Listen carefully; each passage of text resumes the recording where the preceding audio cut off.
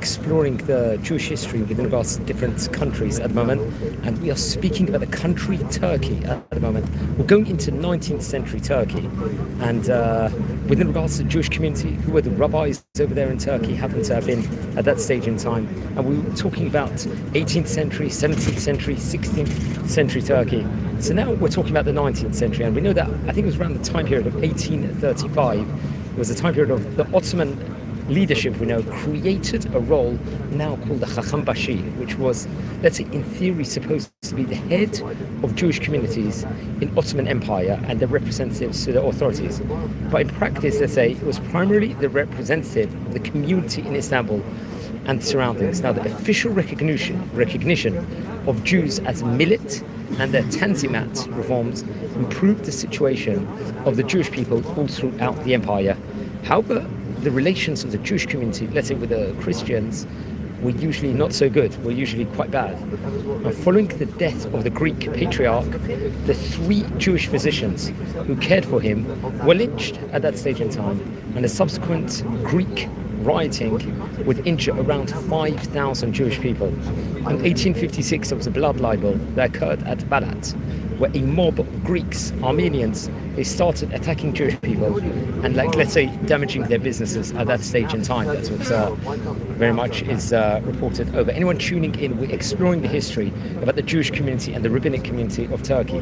Now, I think it was around the end of the 19th century, the Jewish community in Istanbul was about 100,000 Jewish people, which is quite a lot. And among them, the majority Sephardic community. And there were some thousands of Ashkenazi immigrants also from Eastern Europe.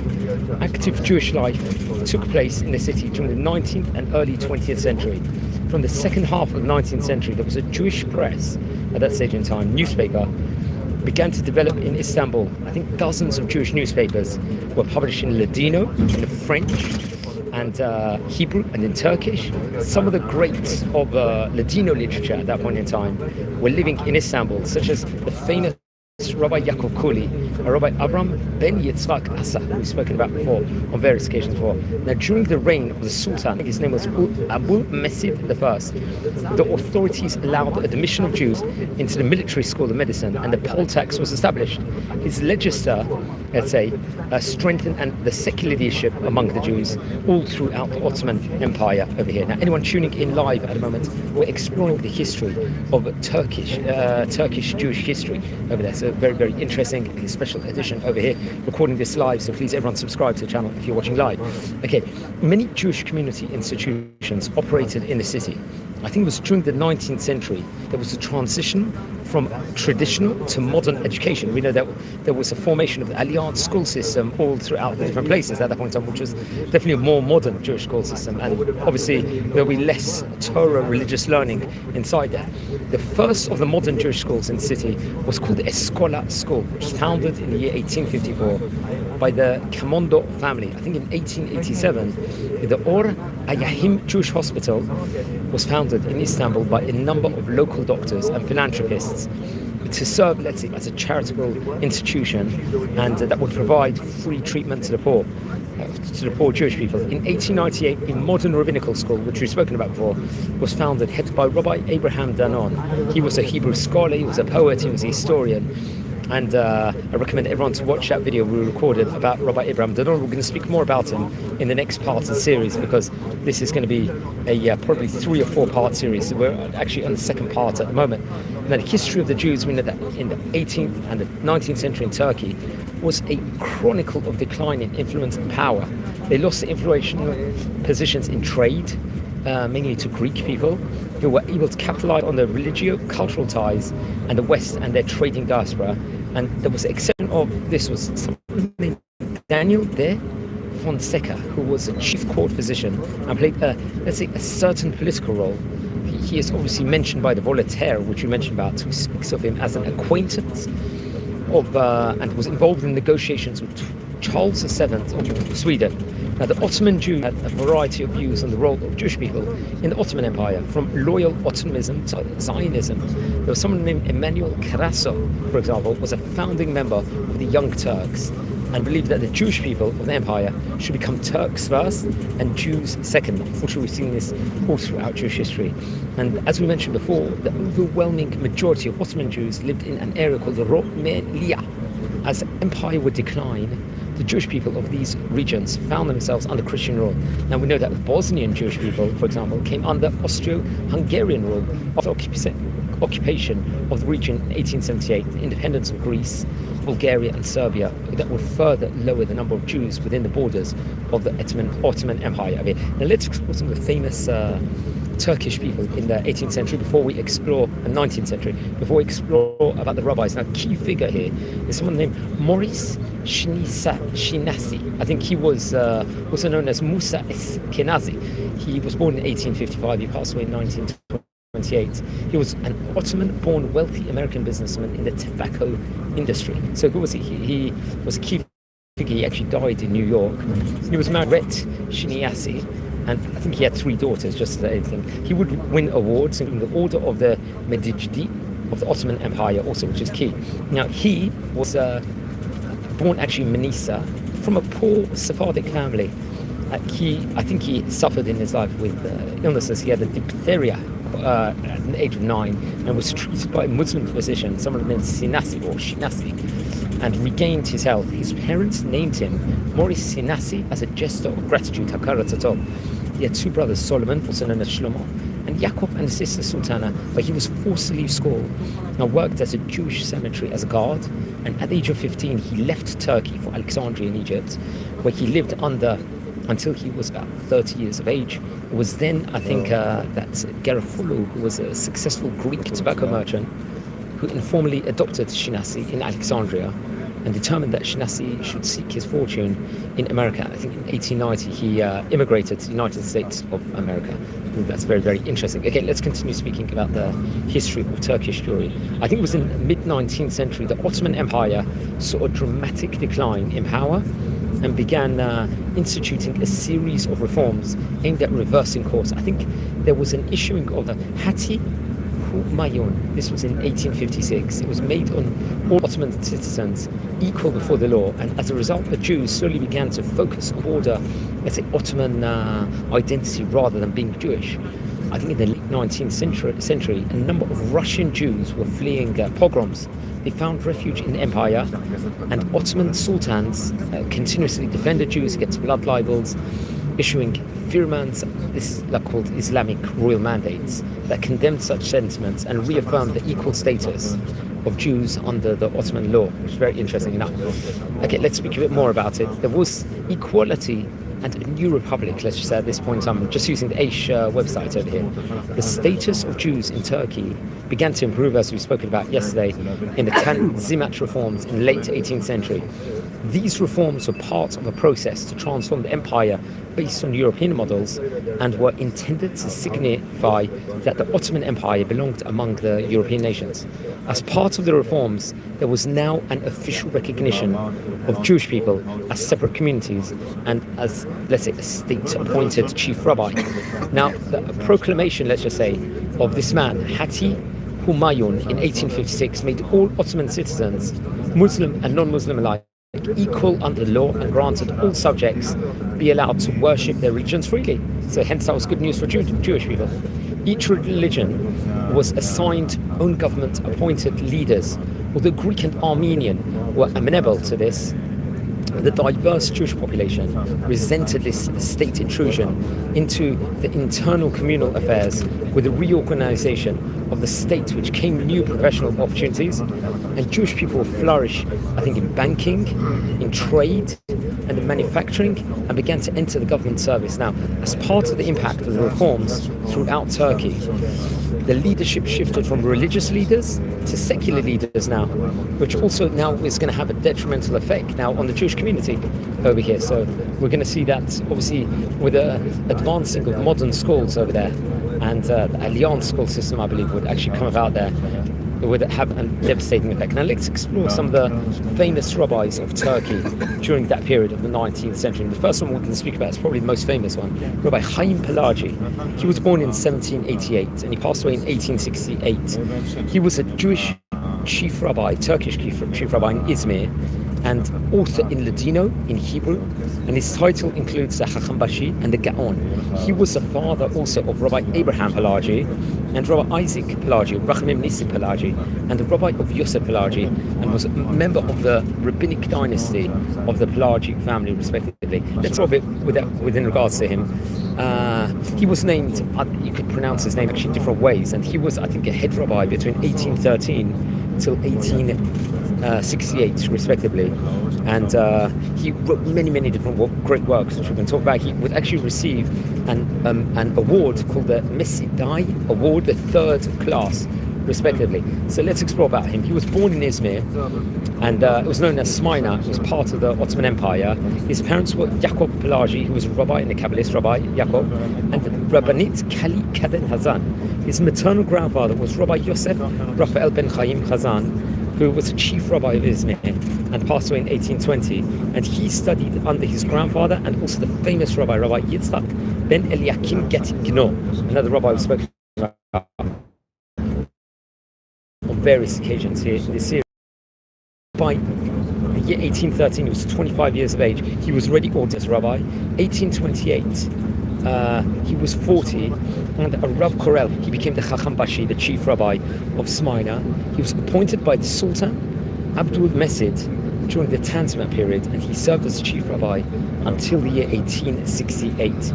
Now, I think in 1864 he received this award of the Medisaya, the Order of the Third Class, and he actually received a Greek Orthodox delegation, I think in 1867, also famously, which we should also point out over here. Now, so we're just, anyone tuning in live, we're exploring the history of Turkish rabbinical history. Now, he had three sons, Rav Abraham, Rav Yitzchak, and Rav Joseph. All three of them became rabbis, and two succeeded him as a grand rabbi of Turkey. He was more conservative, obviously, in his views, and adopted, let's say, the European dress. He passed away on February the 10th, 1868, and I think his funeral was attended by all the city's dignitaries, escorted by a battalion of troops, an honor given by the Turkish authorities only to 2 or 3 rabbis, respectively, which was very famous, let's just say, in himself. And many of the Turkish Jews, or Sephardic Jews, or Jews from all over the world, will refer to his writings and opinions in many places, which you have to point out. His rabbinical opinions continue to receive attention worldwide. I think in 1869, there was an opinion on the possibility of synagogue reform, an Ottoman rabbi's answer to a query in Paris, and he has been called a genius, a Gaon, in memory of the Gaonim.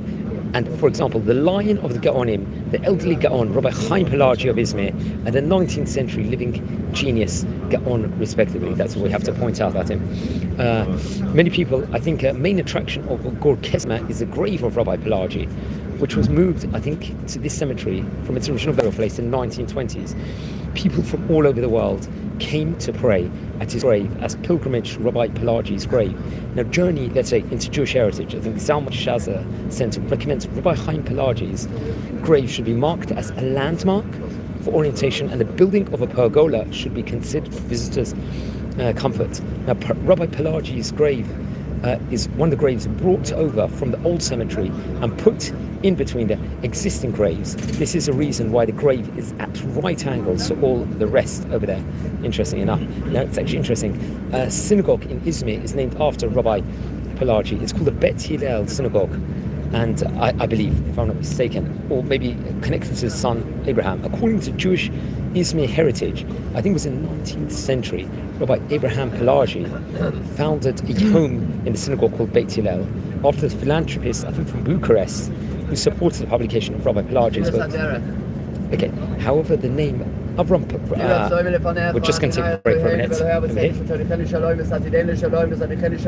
just going to get Tfilat Derech prayer.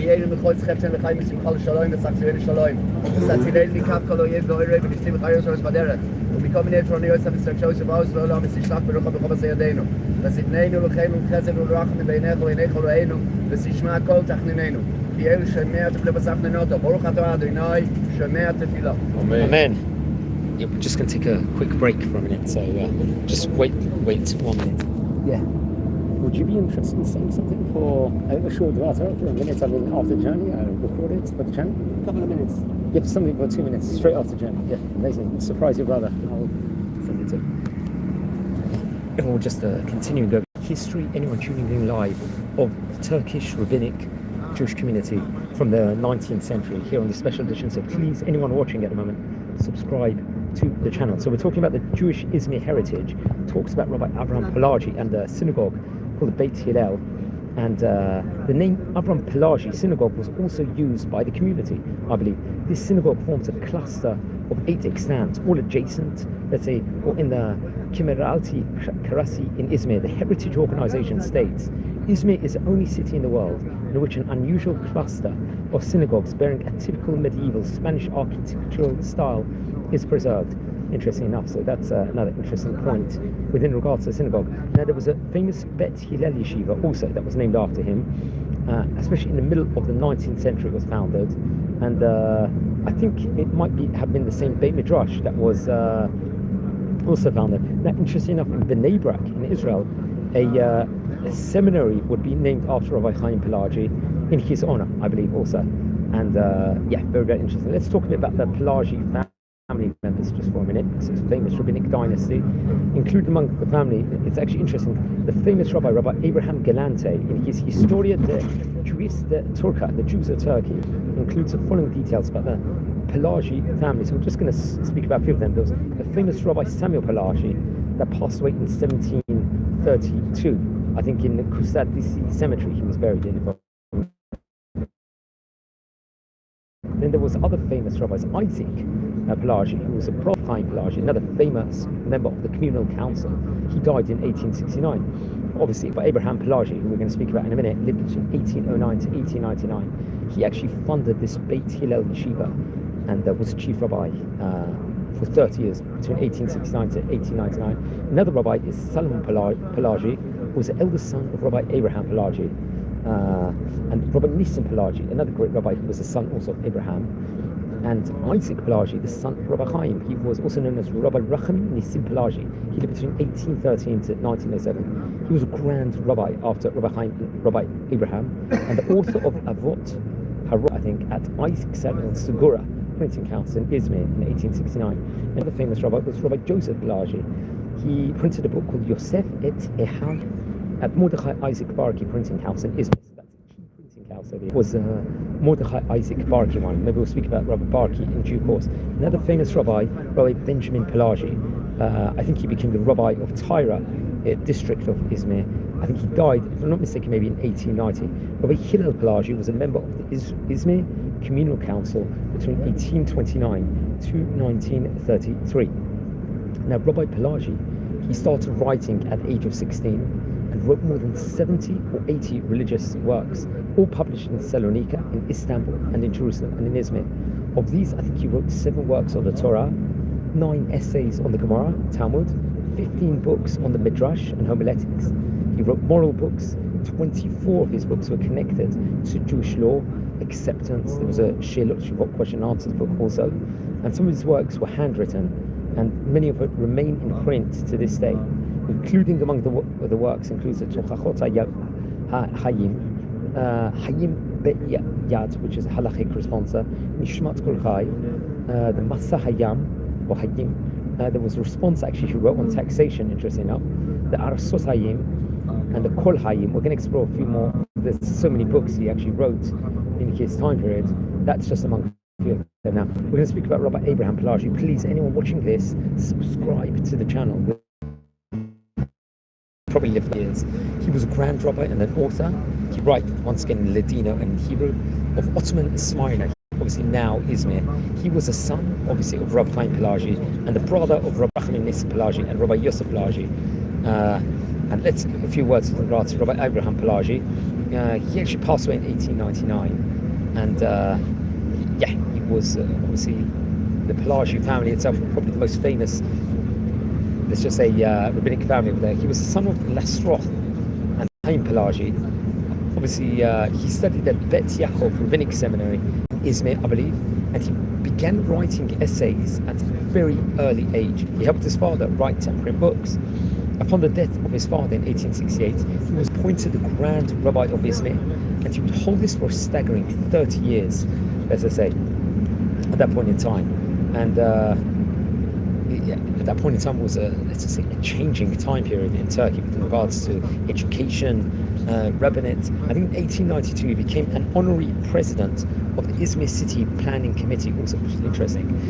And he got married. His wife's name was Rebbenit Sarah.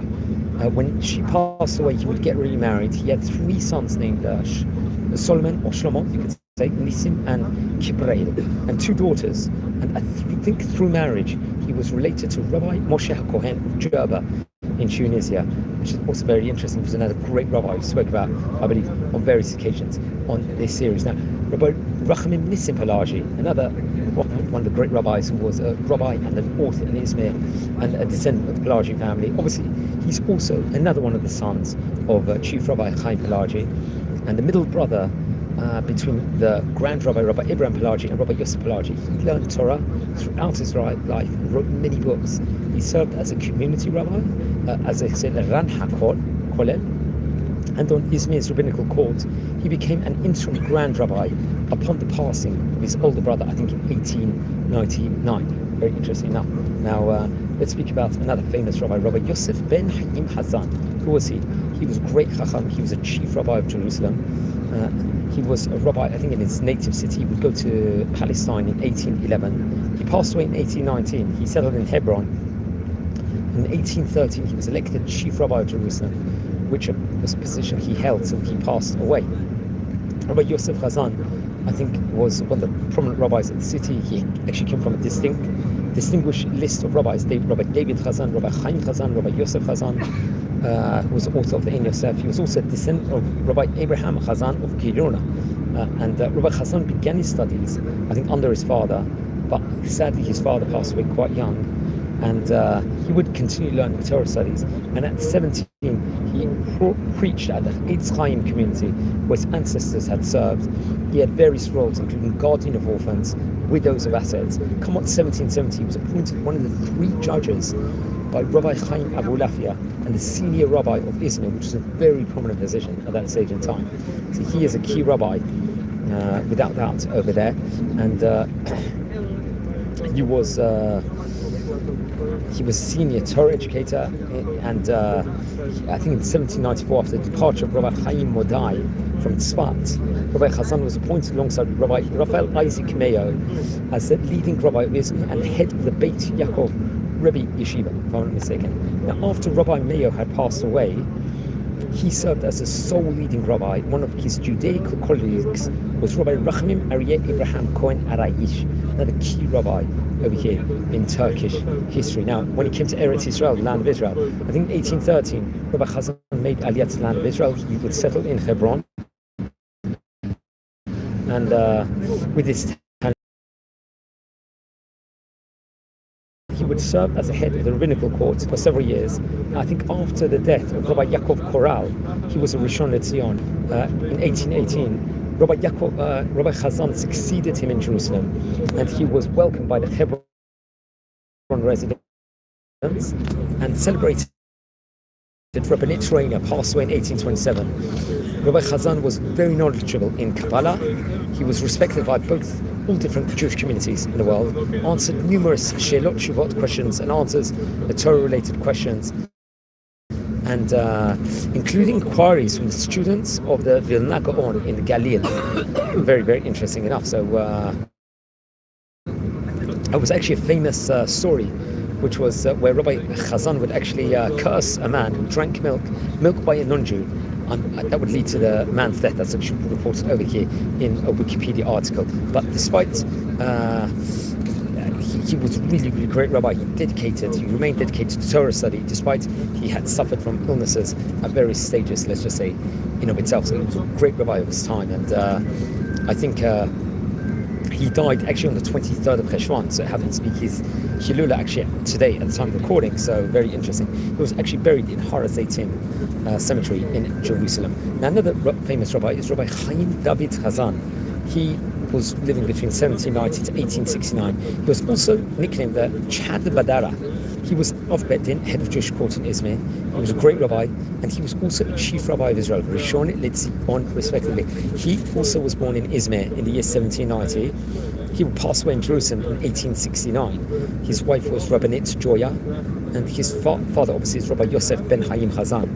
What's interesting, he had many great rabbis in his family. Rabbi Chaim Pelagi was his nephew, and his grandson was Rabbi Eliyahu Bechor Chazan, another chief rabbi. And Rabbi Chaim Eliyahu Chazan was his brother, and Rabbi Eliezer Chazan was also a very great rabbinic family in of itself he was from. Now, he was born in Izmir, and as we said before, his father was Rabbi Raphael Yosef Chazan, the son of Chaim and Rein Pelagi. Rabbi Chazan learned the profession to become a shochet from his. Obviously, we said that his father was a chief rabbi was considered one of the greatest rabbis in the 19th century. By the time he had grown into adulthood, he was chosen as the head of the shochets in the area, a very prominent position. By 1840, he was appointed to the head position in the city's rabbinic community, a position he would hold until 1855. Very interesting now, over there. So very, very interesting. And anyone tuning in live at the moment, please subscribe to the channel. We are nearing, at the moment, a staggering 8,000 subscribers, so please join. He would emigrate to Israel in 1855, settle in Jerusalem. I think he was appointed to various different, to a very, very big position over there. I think in 1861, Rabbi Chaim Nissim Abulafia passed away, and Rabbi Chazan was elected to take his place in the rabbinate of the chief rabbi in Israel, as well as the Chacham Bashi of Jerusalem. The two roles were united for the region with his education, with his election actually. He worked extensively for, let's say, agricultural settlements in the land, and he worked in close proximity with actually a famous Zionist of the name Tzvi Hirsch Kalisha, we have to point out, to which the two decided on planting willow trees in the settlement of Kfar HaShiloah. He also played an active role in the development of the Batei Makseh complex. I think in 1863, a large assembly was held in Jerusalem at the initiative of Chazan, Chaim Tzvi Schneerson, and other dignitaries from the community with the aim of examining how many immigrants of the old Yishuv were willing, let's say, to switch to agricultural work to develop the settlements in the region. The assembly decided, among other things, it was necessary to obtain a license from the government to purchase land for cultivation. That was one important thing for them. And as I say, at that point in time, there was close communications between the Jews and the Ottoman government. I think he resided in an area called Mishkanot Sha'anim neighborhood. It was the first Jewish settlement outside the walled limits of cities. When the 1863, 1875, there was a cholera epidemic that reached Jerusalem. I think his family in 1865 moved inside the walls to share the city's grief. He passed away in January 17th, 1869, and was buried in Har HaZeitim. Now, among his family, who was initially, as we said, married to Rebbenit Joya Esther, the daughter of Rabbi Israel Chaim HaKohen. Sadly, she passed away in 1862, according to Wikipedia. He married, I think in his final years, Rebbenit Sultana, and he had an older brother, Rabbi Eliezer Chazan, as well as brothers Rabbi Rachmim Eliyahu Chazan and Rabbi Yitzchak Chazan, and his sister Kali Kadan, who became the mother of Rabbi Chaim Pelagi. And very, very interesting enough, so it's more can be said within regards to that. His pedigree is as follows. I think Rabbi Avram Chazan from 1815 1875. There was a famous man, Gershon Chazan, passed away in 1870. Josh Chazan passed away in 1877. Raphael Joseph Chazan. There was Rabbi Eliyahu Bechor Chazan, who was the head of the Bet Din of Alexandria. Rabbi Aaron D. Yosef Chazan was a writer and an editor in a Ladino newspaper in Izmir. And what's famous is Rabbinit Rachel was a wife of Rabbi Bechor Chaim Yitzchak Nachum. She lived between 1834 to 1896. Rabbi Yisrael Sheikh Chazan lived between 1835 to 1896. Rabbi Moshe Chazan, interestingly enough, I think somehow Rabbi Ben Zion Meir Chai Uziel, who was the chief rabbi of Israel between 1948 to 1953, also somehow was linked to him through the family. That's another interesting point. Now, he left with great Torah works in and of itself. A Sefer Jose David, I think, was one of them. The Torat Zavach, Shehita B'Trefot, the Slaughter and Perdition. There was also other books, I think Nadiv Lev, which was in two halakim, if I'm not mistaken, and the Shreilev, which was printed in 1870, I believe, in Israel. Very interesting enough. And the Sefer Egen HaSahar, also another great Torah work of his. Let's speak a bit about Rabbi Joseph Pelagi. He lived between 1815 to 1896. He was also a rabbi and author in Ladino, and was a descendant of the famous Pelagi family. He was born in 1850. He was the younger son of Rabbi Chaim Pelagi and the younger brother of Rabbi Abraham and Rabbi Rachmim Nisim. He was just, he was. I think he could. Yes. So because of his age, I don't think he was able to take the chief rabbi position. And that's very interesting enough. He would receive various positions in the Rebbenate during his time period. And I think briefly he would succeed in the prime position in itself. Now, very interesting. I think Joseph ben Samuel ben Tzur would succeed as Grand Rabbi in December 1900. So he would take a very integral but Soviet role over there. Now, his grandfather actually mentions how he helped print his grandfather's books, and he wrote books himself, which is very interesting. Rabbi Joseph Pelagi did. So that's another one. Now, another key rabbi at that period of time is someone named Rabbi Yakir Guron. He lived between 1813 to 1874. And he was a Turkish rabbi. He was the sixth rabbi of Adrian Paul, descended from the Guron family, respectively. He became a rabbi in 1835. He was 22 years of age. And 11 years later, he would meet Sultan Abd al-Majid, whom he induced to restore the privileges formerly concealed to non-Muslim communities. I think Rabbi Guron, if I'm not mistaken, with the rabbis of Izmir and Seres, was made an arbitrator in a rabbinical controversy, a constable, and was chosen the acting chief rabbi of the Turkish capital in 1863, which is very, very interesting. So it had a decorated history in itself. So he actually died, I think, in Jerusalem, which is part of the Ottoman Empire. He was about 60 years of age and was the sixth rabbi from this great family, let's just say. He was also known under the name of Prekiadu Kuron, also respectively. So that's something we should point out. We actually recorded a video about him, I believe. He left his position in Turkey, I think, in 1872, and then would go to Jerusalem and would spend his last 2 years of his life. Now, it's interesting, I think Rabbi Abraham Danon would write about him, I think, part of the Jewish Encyclopedia also, and he contributed, I think, to various printing presses also. So another famous rabbi in Turkey in the 19th century was Rabbi Yaakov Avigdor. He lived between 1790 to 1870. He was a Chacham Bashi, also of Istanbul, I believe. And Avigdor Monar LaChacham Bashi של קושטה בשנת 1860, in that year. So בזמן כהונת נמשכת, there was much going on at that point in time, where there was, I think, new, more modern schools were coming out at that point in time, and I think there was, at that point in time, a more modern school, which was established with Rabbi Avram Shlomo Da, as we mentioned before, and there was a saying, should they open these schools?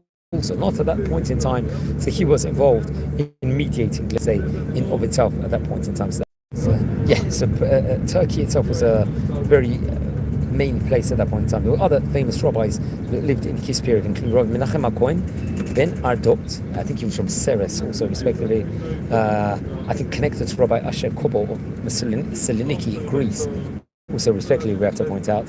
And there was also the famous Rabbi Yitzchak Akrish, I think, also. I think there was schools, very, very interesting. And there was much robust debate about which approach should be taken within regards to the school system at that stage in time also. So that's something that we have to point out. Okay, now we've only got a couple more minutes, so let's also speak about another key rabbi, and we're going to do a part 3 also. We're going to continue off where we left off. Another key rabbi, I think he passed away in 1851, Rabbi Pinchas Raphael Yoshua Di Shigura. Very great Kabbalist. He was the head of Jewish court. He was a Rosh Hashiva. He was a halachic decider, a posek, a great rabbi in Izmir, and the author of the book called the Ot Hi Le'olam. He, I think he passed away in 1851, actually, on the 18th of Adar. He was buried actually in Har HaZeitim at the end, and his rabbi was Rabbi Hananel Chabif, I believe, and he was very much close to Rabbi Chaim Pelagi at that point in time. He would have great sons, including Rabbi Rachmim Nisim Yehuda Dishugora and Rabbi Yisrael Harab Moshe. Very interesting enough. So let's explore a bit about him. One of his students was also Rabbi Daniel HaKohen Nahar, and he would move to Jerusalem towards the end of his life, as we brought about, and Rabbi Chaim Pelagi will actually give him a hesped, a eulogy at that point in time. And Harav Nisim Chaim Moshe Moda, Harav Nisim Yitzchak Al-Garanti, also Rav Yoshi Abraham Crispin, and the rabbi of Rhodos would actually come, Rabbi Michael Yaakov Yisrael, another rabbi we've spoken about before. Now it's interesting, he would have a descendant, Rabbi Rachamim Nissim Yehuda Dishul Gora, who was the author of great books, let's just say, in of itself. And much has been chronicled within regards to him. So that's very interesting. Now, friends, I think we're going to leave it over here. Anyone tuned in live, welcome to the community over here. We're going to continue off next time, do a third part. Wish you all a great day, and please subscribe to the channel. We're nearing 8,000 subscribers. And thanks for everyone for spending time to watch over here.